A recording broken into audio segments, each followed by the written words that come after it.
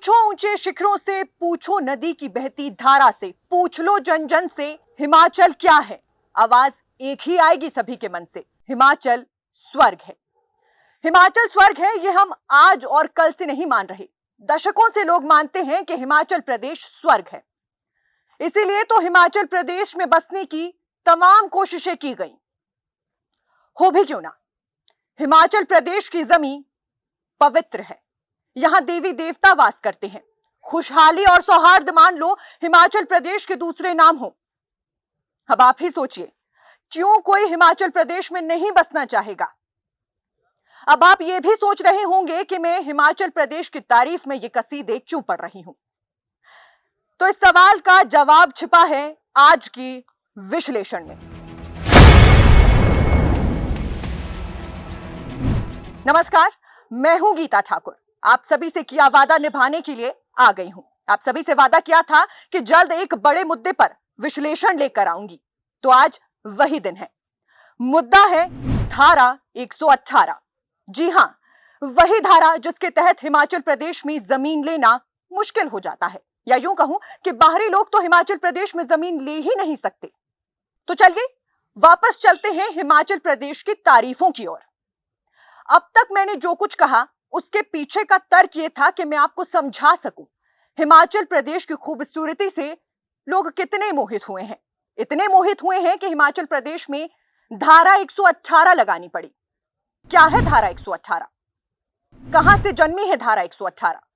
तो चलिए आसान शब्दों में सबसे पहले आपको यह समझाती हूं कि धारा 118 का जन्म कैसे हुआ था। हिमाचल प्रदेश एक छोटा खूबसूरत पहाड़ी राज्य है। यहां पर एक समय पर सिर्फ कृषि हुआ करती थी।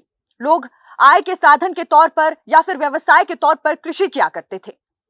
लेकिन फिर 1966 में पंजाब का पुनर्गठन हुआ और कुछ पहाड़ी क्षेत्र जो पंजाब का हिस्सा थे उनका विलय हिमाचल प्रदेश में करवा दिया गया, जिसमें शामिल था किन्नौर, लाहौल स्पीति, कांगड़ा और उसके साथ साथ शामिल था कुल्लू। जब इन क्षेत्रों को हिमाचल प्रदेश में मिलाया गया तो यहां पर भूमि के जो नियम थे उसे लेकर विवाद हो गया। इसके बाद हिमाचल प्रदेश के पहले मुख्यमंत्री डॉक्टर वाई एस परमार के पास कुछ शिकायतें पहुंचने लगी, जिसमें लोग बताने लगे कि हिमाचल प्रदेश में कैसे अपनी जमीन बेचने के बाद वो अपनी ही जमीन पर मजदूरी कर रही हैं या अपनी ही जमीन पर नौकर बनकर काम कर रही हैं। इन शिकायतों के बाद हिमाचल प्रदेश के पहले मुख्यमंत्री डॉक्टर वाई एस परमार के मन में यह ख्याल आया, अगर इसी तरह से हिमाचल प्रदेश के लोग आसान आय के लिए या फिर आसानी से ज्यादा पैसा कमाने के लिए अपनी जमीनों को बेचते रहे तो एक समय पर हिमाचल प्रदेश में बाहरी लोगों का स्वामित्व होगा, यानी कि हिमाचल प्रदेश की जो जमीन है वो बाहरी लोगों के नाम हो जाएगी और हिमाचल प्रदेश के लोग अपनी ही जमीन पर नौकर बन जाएंगे। बस यहीं से जन्म हुआ था धारा 118 का। आप सभी को ज्ञात होगा कि हिमाचल प्रदेश को 25 जनवरी 1971 को पूर्ण राज्य का दर्जा मिला और ठीक इसके बाद 1972 में हिमाचल प्रदेश के पहले मुख्यमंत्री डॉक्टर वाई एस परमार लेकर आए धारा 118। हिमाचल प्रदेश में धारा 118 मुजारियत एवं भू सुधार अधिनियम का एक हिस्सा है। इसके तहत हिमाचल प्रदेश में अलग अलग आधार पर जमीन खरीदी और बेची जा सकती है। चलिए तो अब जानते हैं कि धारा 118 दरअसल क्या कहती है। हिमाचल प्रदेश के पहले मुख्यमंत्री डॉक्टर वाई एस परमार धारा 118 को लेकर आए ताकि हिमाचल प्रदेश में जमीन को सुरक्षित रखा जा सके। लेकिन ये धारा 118 क्या कहती है, ये काम कैसे करती है? तो दरअसल कोई भी हिमाचली व्यक्ति अपनी जमीन किसी ऐसे व्यक्ति को नहीं बेच सकता जो हिमाचली ना हो या फिर जो हिमाचल प्रदेश में एग्रीकल्चरिस्ट ना हो, यानी कृषक ना हो। ऐसा कोई भी व्यक्ति जो गैर कृषक है यानी नॉन एग्रीकल्चरिस्ट है या फिर हिमाचल प्रदेश का रहने वाला नहीं है, उसे हिमाचली व्यक्ति जमीन नहीं बेच सकता। ना ही वो तोहफे के माध्यम से यानी गिफ्ट के माध्यम से जमीन दे सकता है, ना ही वो सेल के माध्यम से यानी जमीन को बेच सकता है, ना ही वो अपनी विल यानी वसीहत के माध्यम से ये जमीन किसी गैर हिमाचली को दे सकता है, और ना ही अपनी जमीन को लीज पर किसी गैर हिमाचली को दे सकता है। अब जब भी धारा 118 का जिक्र होता है तो दो शब्दों का सबसे ज्यादा जिक्र होता है। वो दो शब्द हैं कृषक और गैर कृषक। सबसे पहले जानिए कि कृषक और गैर कृषक के बीच का अंतर क्या है, यानी एग्रीकल्चरिस्ट और नॉन एग्रीकल्चरिस्ट कौन है। साफ और सीधे शब्दों में समझें तो एग्रीकल्चरिस्ट का मतलब है हिमाचल प्रदेश का कोई ऐसा व्यक्ति जिसकी पहले से हिमाचल प्रदेश में जमीन हो। और अब सवाल है कि आखिर नॉन एग्रीकल्चरिस्ट या फिर गैर कृषक कौन है। हिमाचल प्रदेश में गैर कृषक वो है जिसकी हिमाचल प्रदेश में पहले से कोई जमीन नहीं है, यानी साफ तौर पर ऐसा व्यक्ति जो हिमाचल प्रदेश का रहने वाला है, हिमाचल प्रदेश की जमीन उसके पास है, वही हिमाचल प्रदेश में जमीन खरीद या बेच सकता है। अगर आपने कभी हिमाचल प्रदेश में जमीन खरीदी होगी तो आप इस बात से वाकिफ होंगे कि जब भी आप जमीन खरीदने के लिए जाते हैं तो पहले आपको एग्रीकल्चरल सर्टिफिकेट बनाना होता है, यानी कि उस इलाके के तहसीलदार आपको एक सर्टिफिकेट देते हैं जिसमें यह लिखा जाता है कि ये व्यक्ति जो जमीन खरीद रहा है ये हिमाचल प्रदेश का कृषक है, एग्रीकल्चरिस्ट है। एग्रीकल्चरिस्ट और नॉन एग्रीकल्चरिस्ट के बीच का यही अंतर है कि जिसके पास हिमाचल प्रदेश में पहले से जमीन होगी वो कृषक गिना जाएगा, जिसके पास जमीन पहले से हिमाचल प्रदेश में नहीं होगी वो गैर कृषक है। इसके साथ साथ अब देखिए, क्योंकि धारा 118 बनी तो लोगों ने इसके तोड़ भी ढूंढने शुरू किए, क्योंकि वो कहते हैं ना कि हर मुसीबत का हल भी है। तो ऐसे में कई लोग अक्सर ये सवाल पूछते हैं, हो सकता है आपसे भी कभी किसी ने ये सवाल पूछा हो। सवाल है, मान लीजिए कि कोई व्यक्ति जो देश के किसी अन्य राज्य का रहने वाला है, यानी हिमाचल प्रदेश को छोड़कर उत्तर प्रदेश, पंजाब, झारखंड या फिर किसी अन्य राज्य का रहने वाला है, उसका कोई दोस्त, रिश्तेदार हिमाचल प्रदेश में रहता है और हिमाचल प्रदेश में एग्रीकल्चरिस्ट है या फिर कृषक है। तो क्या दूसरे राज्य का व्यक्ति हिमाचल प्रदेश में रहने वाले व्यक्ति के नाम पर जमीन खरीदकर और पैसों का भुगतान उस व्यक्ति को करके एक अग्रीमेंट बना ले कि यह जमीन बेशक खरीदने वाले व्यक्ति के नाम पर है लेकिन पैसों का भुगतान दूसरे प्रदेश के या फिर दूसरे राज्य के व्यक्ति ने किया है। तो क्या ऐसे में दूसरे राज्य का व्यक्ति हिमाचल प्रदेश में जमीन खरीद सकता है? ऐसा नहीं है। अगर ऐसा कर भी लिया जाए, यानी ऐसा कोई अग्रीमेंट बना भी लिया जाए जिसके आधार पर बाहरी राज्य से व्यक्ति हिमाचल प्रदेश में किसी अन्य व्यक्ति के नाम पर जमीन खरीदे, तो ऐसे अग्रीमेंट को वॉइड या इलीगल करार दिया जाएगा, यानी बेनामी ट्रांजैक्शन होने के बाद भी कोई हिमाचल प्रदेश में जमीन नहीं ले सकता है। इसके साथ साथ धारा 118 पर पढ़ते हुए जो दूसरा बड़ा सवाल मेरे सामने आसानी से आ गया, या दूसरा बड़ा सॉल्यूशन मेरे सामने आ गया, वो था कि मान लीजिए कोई व्यक्ति हिमाचल का रहने वाला है और वो अपनी जमीन की पावर ऑफ अटर्नी बनाता है, यानी कि वो कहता है कि मैं अपनी जमीन का हक या पोसेशन एक ऐसे व्यक्ति को देना चाहता हूं जो दूसरे राज्य का रहने वाला है। तो क्या ऐसे में स्वामित्व मिलने के बाद बाहरी राज्य का व्यक्ति हिमाचल प्रदेश में जमीन ले सकेगा या उसे प्रॉपर्टी मिलेगी? तो यह भी वैलिड रास्ता नहीं है, यानी कि सही रास्ता नहीं है।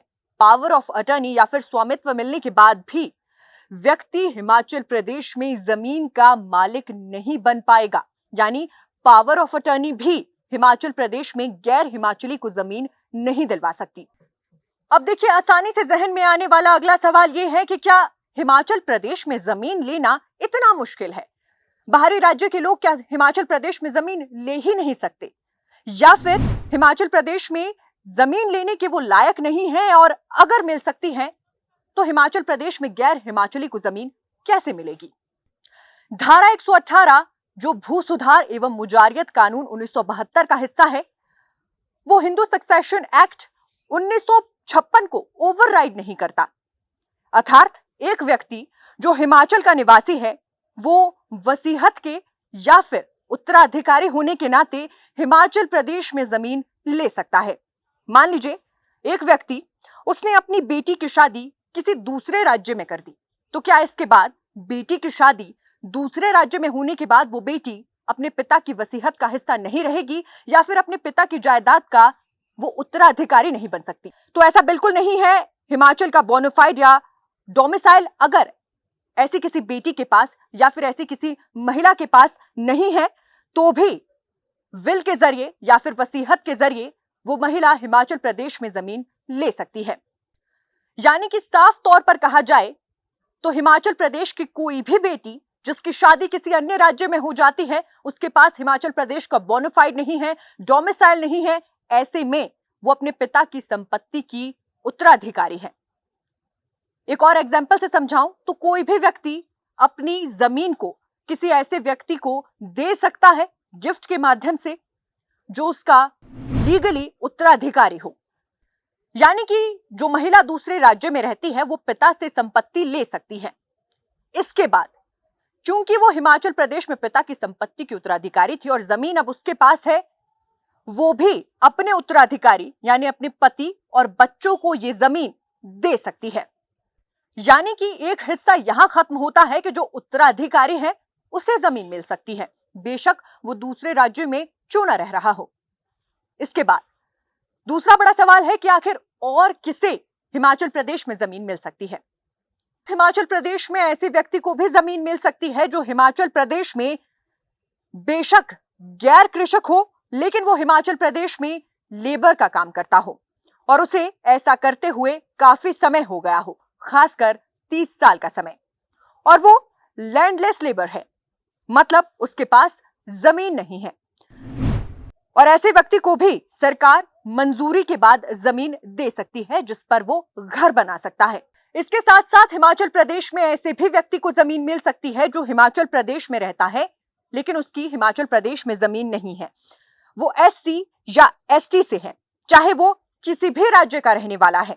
अगर वो लैंडलेस है या एससी है तो उसके नाम पर भी हिमाचल प्रदेश में जमीन ट्रांसफर की जा सकती है। इसके साथ साथ हिमाचल प्रदेश में ऐसे व्यक्ति के नाम पर भी जमीन की जा सकती है जो हिमाचल प्रदेश में तब से रह रहा है जब ये कानून आया था और लगातार हिमाचल प्रदेश में काम कर रहा था ताकि वो हिमाचल प्रदेश में एक ड्वेलिंग हाउस या फिर रहने के लिए घर बना सके। ऐसे व्यक्ति के नाम पर 500 स्क्वायर मीटर तक की जमीन ट्रांसफर की जा सकती है सरकार की मंजूरी के साथ। इसके साथ साथ ऐसे व्यक्ति के नाम पर कमर्शियल लैंड भी की जा सकती है, यानी कि 300 स्क्वायर मीटर की जमीन उसे बिजनेस करने के लिए दी जा सकती है। यहाँ पर उस व्यक्ति की बात हो रही है जो लगातार हिमाचल प्रदेश में इस कानून के आने से पहले से काम कर रहा था और हिमाचल प्रदेश में अपना एक घर बनाना चाहता था। यहाँ पर एक बात गौर करने लायक है कि बेशक ऐसे व्यक्ति को 500 स्क्वायर मीटर या 300 स्क्वायर मीटर की लैंड दी गई है, लेकिन फिर भी वो व्यक्ति हिमाचल प्रदेश का एग्रीकल्चरिस्ट या कृषक नहीं बन जाता। वो व्यक्ति फिर भी हिमाचल प्रदेश में नॉन एग्रीकल्चरिस्ट या फिर गैर कृषक रहने वाला है, यानी वो व्यक्ति इस 500 स्क्वायर मीटर या 300 स्क्वायर मीटर को छोड़कर और जमीन नहीं ले सकता है। यानी कि उसके बच्चे जो बेशक उसकी जमीन के उत्तराधिकारी हैं, वो हिमाचल प्रदेश में जमीन नहीं ले सकते हैं। इसके साथ साथ धारा 118 में आता है क्लॉज एच, जो इस बारे में बात करता है कि एक ताकत है, एक पावर है जिसके जरिए नॉन एग्रीकल्चरिस्ट को भी यानी हिमाचल प्रदेश के गैर कृषक को भी जमीन दी जा सकती है। और ये ताकत है सरकार के पास, यानी सरकार एक अच्छे कारण के साथ किसी नॉन एग्रीकल्चरिस्ट या फिर गैर कृषक को भी जमीन ट्रांसफर कर सकती है। बकायदा इसके लिए एक मजबूत कारण की जरूरत होगी, यानी जो कारण होगा वो डिस्क्रिमिनेटरी नेचर का नहीं होना चाहिए, यानी कि एक साफ सुथरा कारण हो तो इसके बाद ये जमीन किसी नॉन एग्रीकल्चरिस्ट को सरकार द्वारा दी जा सकती है। हालांकि कारण डिस्क्रिमिनेटरी नेचर का होगा या नहीं होगा, इसका क्या दायरा है ये स्पष्ट नहीं, जिसका मतलब ये है कि अगर सरकार के पास वैलिड रीजन है या सरकार रीजन को वैलिड मानती है तो नॉन एग्रीकल्चरिस्ट के नाम पर सरकार जमीन को ट्रांसफर कर सकती है। यानी कि क्लॉज एच कहता है कि सरकार के पास ताकत है जमीन को ट्रांसफर करने की। लेकिन इसके साथ साथ कुछ देर पहले मैंने बात की थी कि हिमाचल प्रदेश की अगर किसी बेटी की शादी दूसरे राज्य में हो जाए तो उसे जमीन कैसे मिलेगी। वो उत्तराधिकारी है तो जमीन मिल जाएगी, लेकिन क्या वो हिमाचल प्रदेश में और जमीन खरीद सकती है, या फिर जब वो अपनी जमीन को अपने उत्तराधिकारी यानी अपने पति और बच्चों को देगी तो क्या वो हिमाचल प्रदेश में जमीन ले सकते हैं? ये एक बहुत बड़ा सवाल है और इस सवाल का जवाब है कि वो हिमाचल प्रदेश में जमीन खरीद सकती है, यहां तक कि उसके उत्तराधिकारी भी हिमाचल प्रदेश में जमीन ले सकते हैं, यानी कि उस बेटी के पति और बच्चे। यानी धारा 118 के तहत अब तक जो जानकारी मैंने आपको दी उसके तहत या तो जमीन खरीदी जा सकती है, बेची जा सकती है, गिफ्ट की जा सकती है, विल के आधार पर दी जा सकती है। लेकिन जब धारा 118 पर मैंने जानकारी जुटाना शुरू किया तो मेरे सामने आया कि बहुत सारे लोग धारा 118 और अनुच्छेद 370 को आपस में जोड़कर देखते हैं, जबकि अनुच्छेद 370 और धारा 118 बिल्कुल ही अलग है। हर राज्य अपने नियमों के आधार पर चलता है। धारा 118 सिर्फ हिमाचल प्रदेश में लागू है। अनुच्छेद 370 धारा 118 से बिल्कुल अलग तरीके से काम करता है। जहां अनुच्छेद 370 ना सिर्फ बाहरी राज्य के लोगों बल्कि जम्मू कश्मीर के लोगों के लिए भी जमीन लेने को मुश्किल बना देता है, तो वहीं धारा 118 हिमाचल प्रदेश की जमीन को बाहरी राज्य के लोगों से सुरक्षित करती है, ताकि हिमाचल प्रदेश में बाहरी राज्य के लोग आकर सभी जमीनों को खरीद ना लें। जहां धारा 118 हिमाचल प्रदेश से बाहर शादी करने वाली बेटियों के हकों को सुरक्षित रखती है, तो वहीं अनुच्छेद 370 अगर किसी बेटी की शादी दूसरे राज्य में हो जाती है तो जम्मू कश्मीर में उसके जमीन लेने के हकों को निरस्त कर देता है। हालांकि अब अनुच्छेद 370 को हटा दिया गया है। वापस चलते हैं हिमाचल प्रदेश की धारा 118 पर। देखिए, हिमाचल प्रदेश में धारा 118 को लेकर एक लंबी बहस देखने को मिलती है। कहा जाता है कि जब धारा 118 बनाई गई थी या फिर इसे हिमाचल प्रदेश में भू सुधार एवं मुजारियत अधिनियम का हिस्सा बनाया गया था, उस वक्त हालात अलग थे। हालांकि समय के साथ साथ इस धारा में कई परिवर्तन भी हुए हैं और समय समय पर परिवर्तन की मांग भी उठती रही है। हिमाचल प्रदेश में जब इस धारा को लगाया गया था तो हिमाचल प्रदेश में वाकई हालात बिल्कुल अलग थे। धीरे धीरे हिमाचल प्रदेश को अब रेवेन्यू की जरूरत है, जिसे बढ़ाने के लिए नियमों को बदला गया है। हिमाचल प्रदेश में कई अलग अलग नियमों के तहत अब जमीन खरीदी या बेची जा रही है या फिर लीज पर दी जा रही है। यहां पर कई ऐसे सवाल हैं जिन्हें मैं अधूरा छोड़कर जा रही हूं। इसके पीछे की वजह यह है कि मैं चाहती हूं आप सभी जिन सवालों को मैंने छोड़ा है या जिन सवालों के जवाब मैंने नहीं दिए हैं या धारा 118 के जिन हिस्सों को मैंने नहीं छेड़ा है, उन पर अपने सवाल कमेंट बॉक्स में मुझे दें, ताकि अगली बार विश्लेषण के अगले एपिसोड में जब मैं आप सभी के सामने हाजिर हूं तो मेरे साथ एक्सपर्ट्स आपके सभी सवालों के जवाब दे सके और धारा 118 के उन सभी नियमों को छू सके जिन्हें आज हमने नहीं छुआ। आज धारा 118 पर एक सामान्य विश्लेषण आप तक मैं लेकर आई थी, लेकिन अगले एपिसोड में हम धारा 118 पर एक्सपर्ट से आपके सभी सवालों के जवाब लेने की कोशिश करेंगे। तो अपनी जिम्मेदारी निभाते हुए धारा 118 के इस विश्लेषण को आप कैसा समझ पाए हैं कमेंट बॉक्स में बताइएगा, और धारा 118 से जुड़े आपके क्या सवाल हैं और आप किस हिस्से को धारा 118 के सुनना चाहते हैं हमें कमेंट बॉक्स में जरूर बताइएगा। जल्द मैं गीता ठाकुर हाजिर होंगी धारा 118 पर नए विश्लेषण के साथ।